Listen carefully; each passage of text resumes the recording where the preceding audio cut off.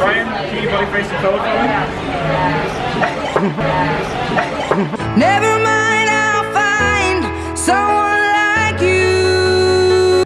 Today on the show, we're going to be talking about Nathaniel Richards, Iron Lad. If you didn't know that, we're not particularly sure who he's descended from, but it's either Reed Richards or Dr. Doom, then this show is for you.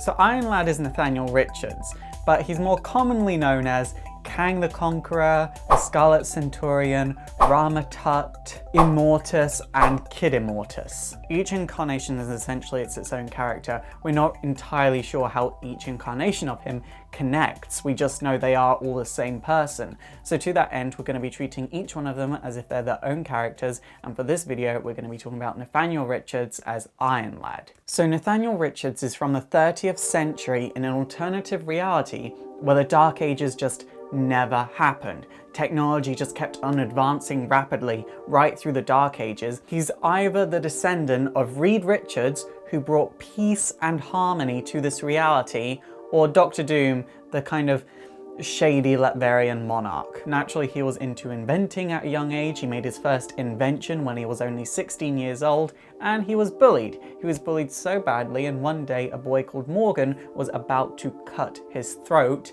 and that's when Kang the Conqueror turns up and saves Nathaniel's life. Kang did this because in his reality, his throat was actually cut and then his parents went bankrupt trying to reverse the damage that was done. And they're successful, but like I said, they were bankrupt. So now in this reality, his parents wouldn't go bankrupt, and Kang wanted to show Nathaniel the person that he was going to become. He puts his younger self in neurokinetic armor, which is kind of like Iron Man technology times 1 billion. It kind of like senses what you want it to do and it does it without you even having to think properly about it. Like if you're subconsciously feeling in danger, it responds to that. It doesn't need to advance beyond your subconscious. Nathaniel was then taken into the time stream and shown his future self. His future where he battles the Avengers and conquers. And naturally, Kang wanted his younger self to be like, wow, that's really cool. I'm gonna do that a lot sooner. When in reality, Nathaniel was like, what the fuck? He was horrified by the person that he was supposed to become, because the Avengers were the good guys. History said that they were the good guys, so he couldn't become this evil conqueror that just wasn't right whatsoever. So he attacked his future self and then jumped into the time stream, traveled back in time, but then accidentally went across dimensions, Days of Future Past style, and ended up in modern day Marvel Universe Earth 616. Nathaniel knew that Kang was going to follow him and he was just like, fuck, I have a time-traveling conqueror coming after me. I need help. So he goes to the Avengers mansion only to find it abandoned. The Avengers had recently fallen apart. Scarlet Witch was nowhere to be found. He tried going to Iron Man, but he was really, really hard to get to. So he enters an old Stark warehouse where he finds the remains of the Vision. And he puts them back together and sort of merges them with his suit and finds out about the Avengers fail-safe program. Should the Avengers ever fall, their descendants, the next generation, would create a new team of Avengers. It wasn't made explicitly clear how each of these guys were related to the Avengers, just they were, and we just had to take Vision's word for it because, you know, he was the Vision. He probably wouldn't be wrong about something like this. All of them were teenagers. Their codenames were Patriot, Hulkling, and Asgardian. And obviously Nathaniel needed a codename as well, so he changed his neurokinetic armor so it looked like an Iron Man suit, and he called himself Iron Lad. Nathaniel's main goal of this team wasn't necessarily to actually save the day, it was more to get the Avengers' attention, and that's exactly what he does. When this new team turns up to stop a fire caused by Electro, they end up making the whole situation worse. The Daily Bugle gets wind of it and calls them the Young Avengers, and naturally the Avengers take notice. It is worth noting that the Young Avengers didn't actually like the name the Young Avengers, it just kind of stuck. They would then crash a wedding that was being attacked by a group of criminals and naturally almost fail again. They only won because of the intervention of Kate Bishop, who was attending this wedding. She wasn't a superhero or anything, she was just attending it. So the Young Avengers would go back to the Avengers mansion, and finally here, Nathaniel gets to meet Captain America, Iron Man, and Jessica Jones. And the three of them will kind of look at Nathaniel and be like, what the fuck? Nathaniel would explain the whole situation to them, and while all this was going on, Cassie Lang, Ant-Man's daughter, and Kate Bishop would essentially force their way onto the Young Avengers. The team were actually attacked shortly after this, but they would save the day, and this is where Nathaniel reveals his identity as Kang the Conqueror's younger self to the Avengers. And then the man that attacks them would signal to Kang the Conqueror to come to this time and this dimension so he'd come and collect Nathaniel. As the teams began to fight Kang, they realized that Nathaniel's presence in their time period began to alter history quite negatively. Kang would actually open a portal that Nathaniel could step through, and this would undo everything that he'd done, thus repairing history, but also erasing the Young Avengers from existence, which no one really wanted. Cassie would push Kang into a portal so Nathaniel could stay in this time period because she developed feelings for him. That wouldn't really last long though, because Kang would obviously turn back up, and this is when Nathaniel takes off the armor, puts the Vision's database into it, but gives his now personified armor its own personality based off of his own brainwaves. Basically, it's like a teenage version of the Vision. Then sneak up on Kang and stab him through the chest. Now, even though Kang was defeated and wasn't attacking the Avengers or the Young Avengers, history was still fucked up. So Nathaniel did have to return back to his own time period. Vision would open a portal, and after Nathaniel went through it, history was repaired, but the Young Avengers stayed together, and the Avengers were still aware of the Young Avengers' existence. Nathaniel didn't stop here, because he had also developed feelings for Cassie, so he began to study the time stream, and he began to figure out ways to travel through it without totally fucking up history. Eventually, he would find an alternate reality where he was told that in this reality, Billy and Scarlet Witch were killed by the Avengers due to their reality warping abilities and due to the fallout of House of M.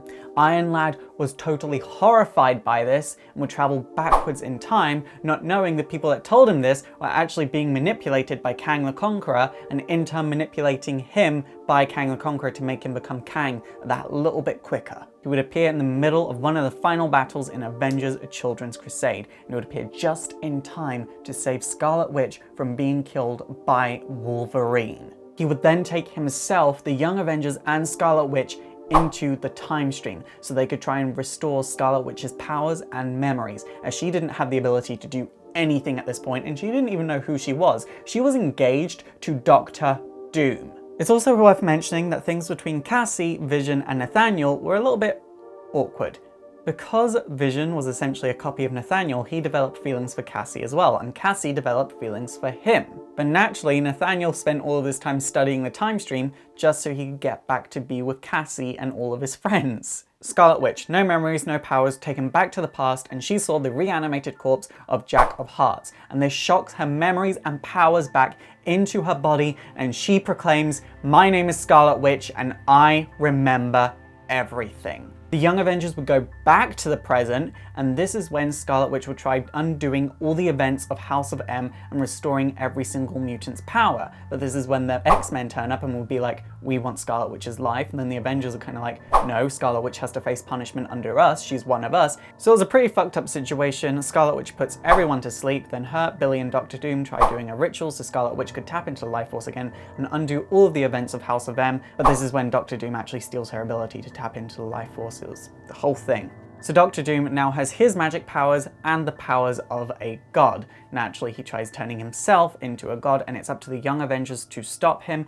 They begin to battle him. He kills Cassie Lang only after her father has just been brought back from the dead. After he's defeated, obviously Iron Lad is like, "Right, everyone, we need to step into the time stream again, bring back Cassie, and then go back to this future so Cassie won't die." No one was really up for that, because they're like, "Well, Nathaniel, every time you step into the time stream, something bad happens. The first time you messed up time, and this time Cassie died, so we would rather not do that."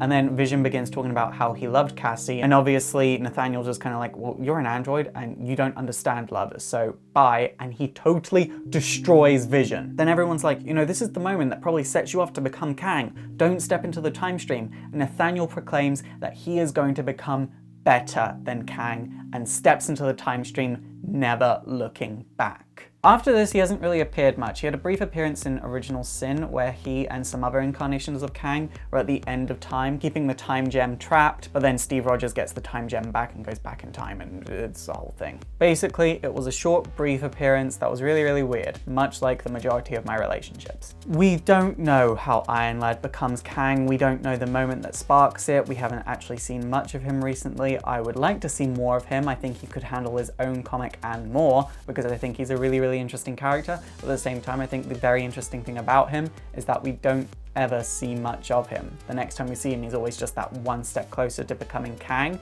We never know when he's going to hit it. When he does hit it, it's probably going to be a big thing. I really like the concept of Iron Lad, because when you tell people that the Young Avengers was formed by Kang the Conqueror, they're just kind of like, what the fuck? And then they have to go and read the comic. I actually had this same conversation the other day with Comic Drake, because he's never read the Young Avengers. And he asked me where would be a good place to start on it, and I said the first run, and I explained how they got formed, and he just went off and read the comic, to my knowledge. So that's a really important thing to keep in mind. The Young Avengers were formed by Kang the Conqueror. I genuinely love the Young Avengers though. Every single member of the Young Avengers has a very near and dear place in my heart. And you know, when they eventually do a Young Avengers movie, they have to cast me as Wiccan, because no one else could play that role other than me. Okay guys, that is it for today. So what do you think of Iron Lad? Do you think we should see more of him? Please let me know in the comments down below. And also don't forget to thumbs up and subscribe. If you want to see more history videos, please do subscribe. It helps out the channel a lot. And also don't forget to follow me on Twitter, like me on Facebook, and subscribe to my vlogging channel, because I'm now doing vlogs in cycles and I take you about through my daily life. But for now, my name is Faust, this has been Exploring Comics, and it is super effective. With Iron Lad, we don't have a character. We have a confusing situation wrapped in sort of a very big confusing character wrapped in an even bigger confusion, and then and only then do we begin to manifest this character that is Iron Lad. It gets more confusing when you take into account the fact that he might never actually become Kang, because he knows how to alter the time stream without actually altering it now. He might never become Kang, but the past could stay set. Does that mean the future would change, but the future after he alters the past?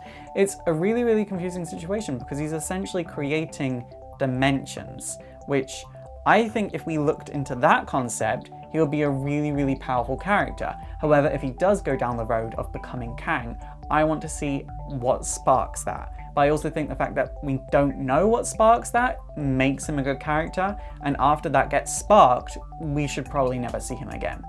Which is sad, but also kind of exciting.